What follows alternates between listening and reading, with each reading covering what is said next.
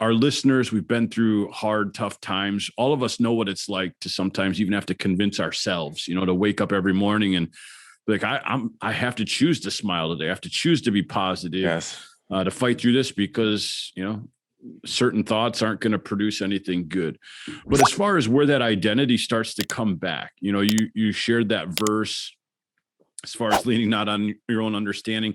What were the things that God was giving you along the way that made you start to re-experience, the fruits of the Holy Spirit, like where you're like, okay, like this is my circumstance, but I'm choosing joy. I'm choosing peace. I'm choosing self-control and not allowing my thoughts to wander to a place of darkness.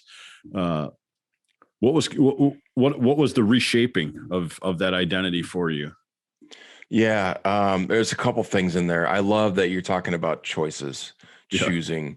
I think we get that wrong a lot as Christians. I think sometimes we hide behind the shield of, well, God's going to figure it out for me and God's going to do it for me. Yeah, he will. But there's times like he's figured it out and he's like, I need you to walk through this door. I need you to take this step of faith. I need you to get up in the morning and see that I've given you opportunities throughout your day. And a lot of times I think people hide behind that a little bit.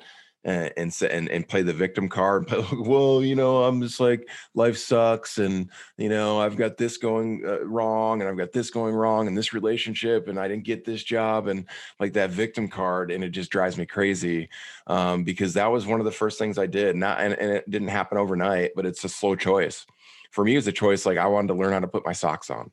I wanted to learn how to put boxers and baggy sweatpants that were a little bit easier to pull up, and then sweatshirt, and figuring out those little steps to slowly get out the door. And then, a choice to go back to school and kind of resume life, going, okay, I plateaued. I'm not going to get any better physically as far as being able to walk, but I can continue on in life and move forward and try to find what it is that God has planned for me. And so it starts with a choice. I think the other thing for me that was super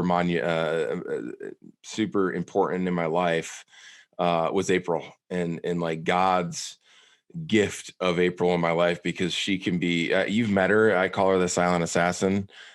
She is amazing, but she's also will be really brutally honest with me from an early stage on and going like, hey, you can do this yourself, or, hey, you can, maybe I might need to help you here, but you've got to get this figured out. And so having that partnership early on was huge to be able to be vulnerable with someone when I wasn't having a good day, but also have that accountability that she provided for me as well. So that was definitely huge. So having that person in my life that could speak into it and I could speak to her and be vulnerable with that. And then also the choices, choosing to be a victor because of who Jesus says I am. Like you said, we are a child of God. I'm a child of God. So even in this chair, I'm a child of God. He finds worth in me despite the circumstances that I might have. And I think, like you said before too, everyone has something. Everyone has it. Everyone has something that they can point to and go like, woe is me. Or they can say, you know what, like this circumstance I can't control, but I can control my response to it.